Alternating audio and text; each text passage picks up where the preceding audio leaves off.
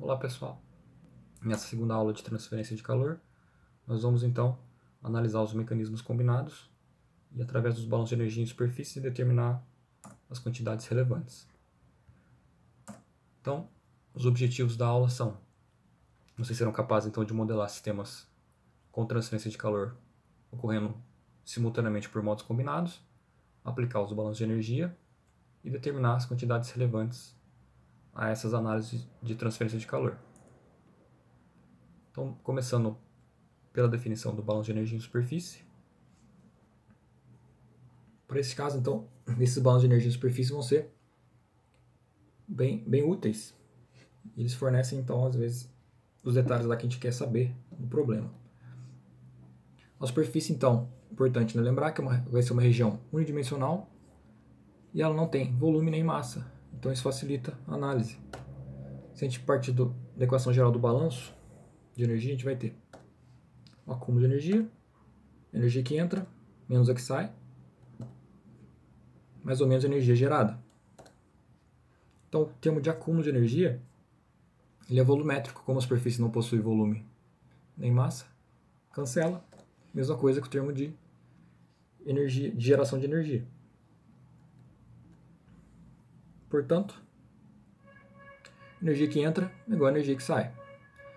E aqui também é importante ressaltar, que ela vale tanto para estacionário quanto para transiente, já que o termo de acúmulo que estaria relacionado com o tempo não foi cancelado devido à não dependência no tempo, e sim a dependência do volume, já que não tem volume, não vai ter acúmulo de energia nem na superfície, nem no processo transiente.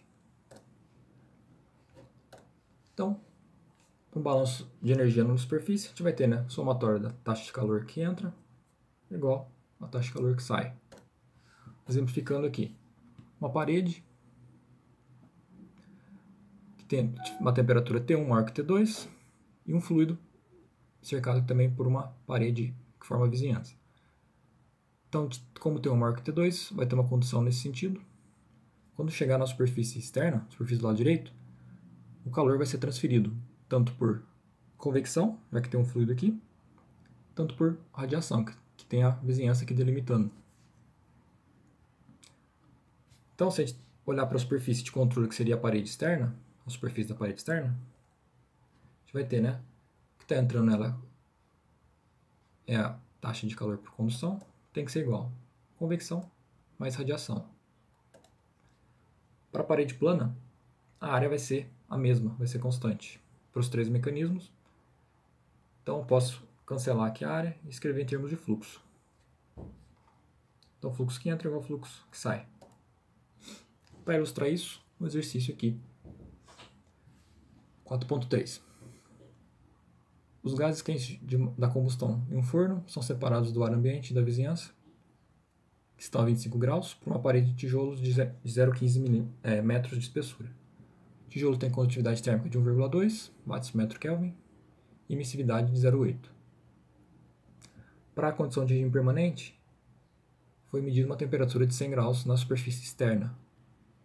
A taxa de transferência por convecção livre para o ar do lado de fora, adjacente à superfície, é caracterizado por um coeficiente de convecção igual a 20 watts por metro quadrado Kelvin. A pergunta é qual que é a temperatura superficial interna do tijolo. Então tem que determinar a temperatura superficial interna. Considerações: estado estacionário, a condução vai ser unidimensional em X, convecção e radiação vão ocorrer na superfície, e as propriedades térmicas são constantes. Então, fazendo o esboço, tem aqui o tijolo, de espessura 0,15, condutividade 1,2. Do lado interno, tem então os gases de combustão, do lado externo da parede, o ar e a parede da vizinhança, os dois a 25 graus. Foi medido aqui então que a temperatura externa é 100 graus e a emissividade desse tijolo aqui é 0,8. Então, qual que é T1? Então, que nossa temperatura superficial interna vai ser o próprio T1 da condução. Então, Então o que é mais fácil trabalhar aqui, né? Fazer um balanço de energia na superfície e para determinar o T1. Então esses casos aqui que tem mecanismos combinados, o balanço de energia na superfície vai relacionar todos os mecanismos envolvidos. Então, a gente acabou de ver, né? A taxa de calor que entra é igual a taxa de calor que sai. Nesse caso aqui também, né? Entra a condução, olhando para a parede, sai radiação e convecção. Lembrando, condução pela lei de Fourier.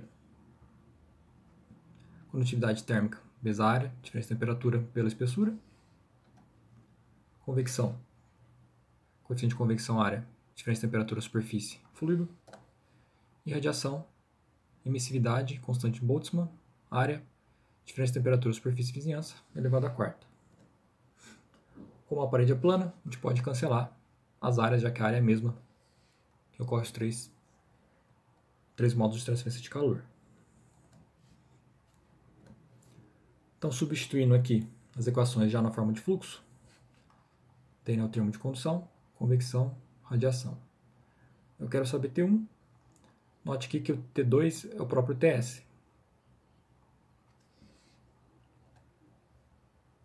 Então, se a gente isolar o T1 e substituir TS por T2, chega nessa expressão aqui. Aqui é só matemática de passar o L e o K para cá e o T2 com sinal para cá. Então fica T1 vai ser T2 mais razão, espessura por condutividade, multiplicando o termo, né, de convecção mais o termo de radiação.